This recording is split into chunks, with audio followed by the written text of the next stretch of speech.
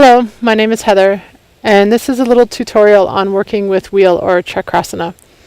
You should have a bit of a foundation with your yoga poses before experiencing moving into this, because it works a lot on the strength and the energy of the legs, the pelvis, the shoulders, and the arms. But one of the biggest impacts that this pose has is on the spine and the organ system.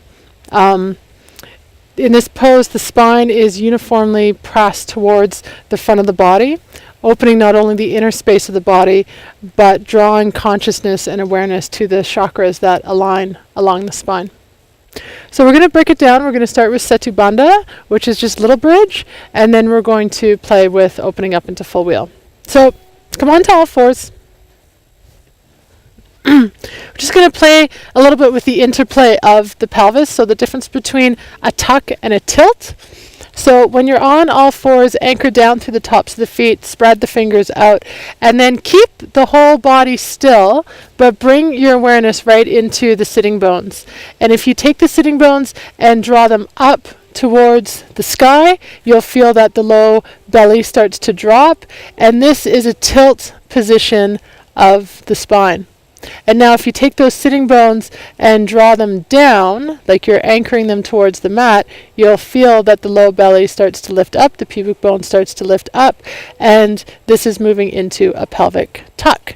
So just fluctuate between the two, but notice how the rib cage stays steady and the upper shoulders stay steady. So I'm just moving through the sitting bones, through the pelvis, tilt and tuck.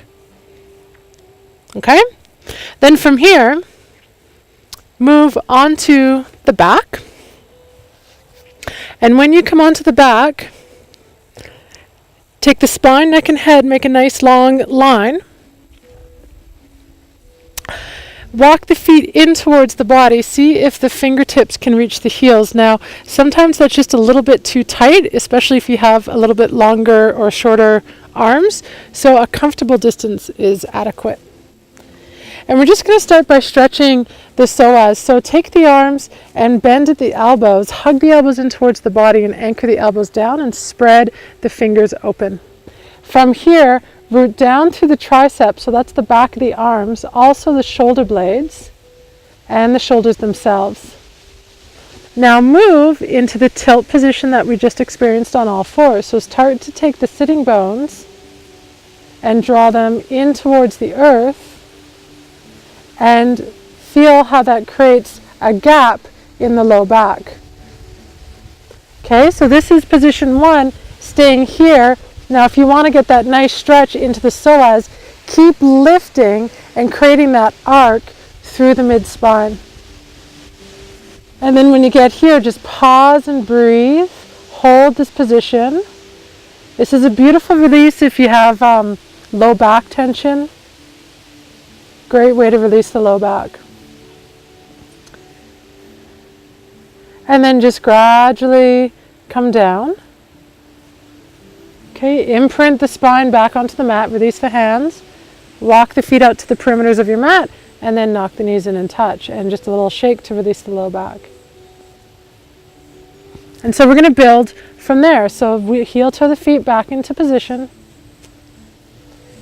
Okay, bend the elbows 90 degrees, spread the fingers out, root down through the feet, start to take the sitting bones, slip them down. So you're journeying the sitting bones down into the mat. So on all fours, this is when we were drawing the sitting bones up towards the sky. And then create that arc through the spine, root down through the triceps, root down through the shoulders, and see how much height you can get without lifting the upper rib cage. Keep that contained, or the lower rib cage, pardon me. And now from here, holding, bring the energy into the feet, spread the toes, feel the pads of the feet, push that into the mat, and just lift the glutes an inch off the floor. Then from there, take the energy of the glutes, the musculature, and absorb it in towards the body, but don't lose that tilt. And then continue to root down through the feet, lift up, but keep that tilt, and now energy down towards the legs, the shins move forward, and you come to bring more weight into the shoulders. Breathing here, inhaling and exhaling. Inner thighs are active. Exhale, lower until the hips are the same level as the heart. So the pelvis is the same level as the heart. Then round the spine and come all the way into the full release.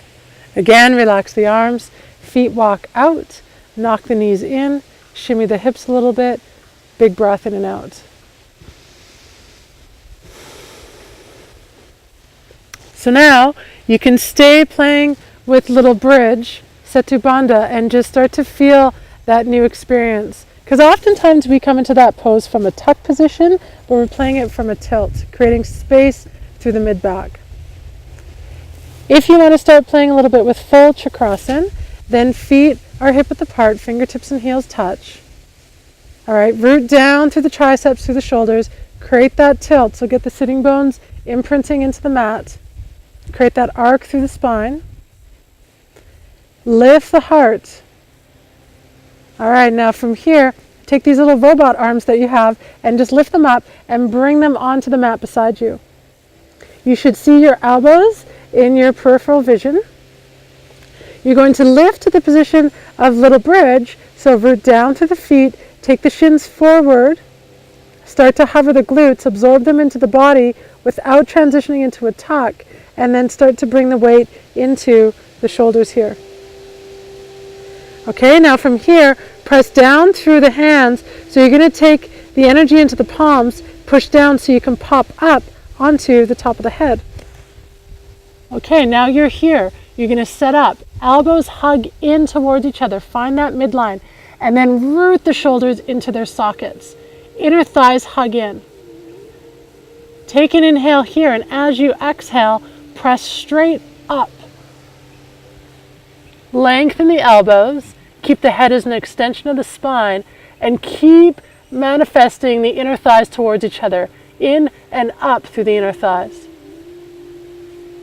To come out, draw the chin in, lower to the shoulders, and then again, lower the pelvis to the same level as the heart, and then round the spine and come all the way out.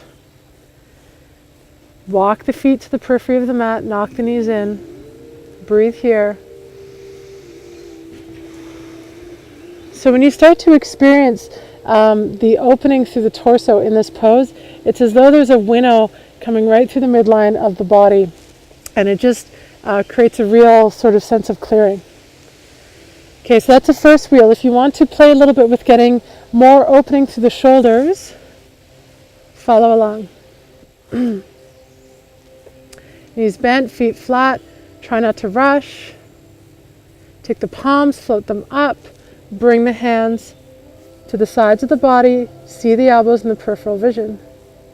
All right, now from here, start to tilt the pelvis. Stay in that tilted position. Press down into the feet.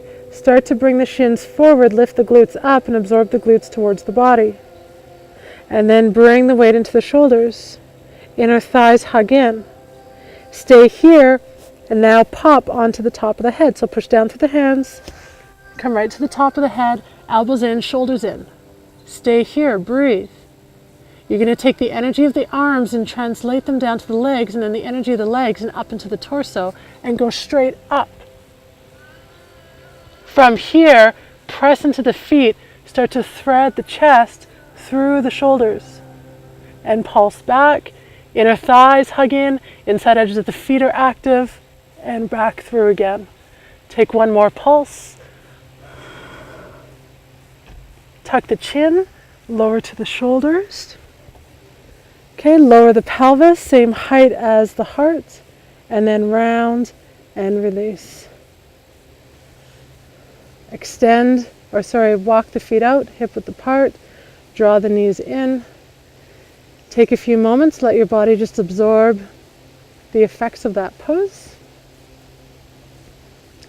And then finish in Shavasana.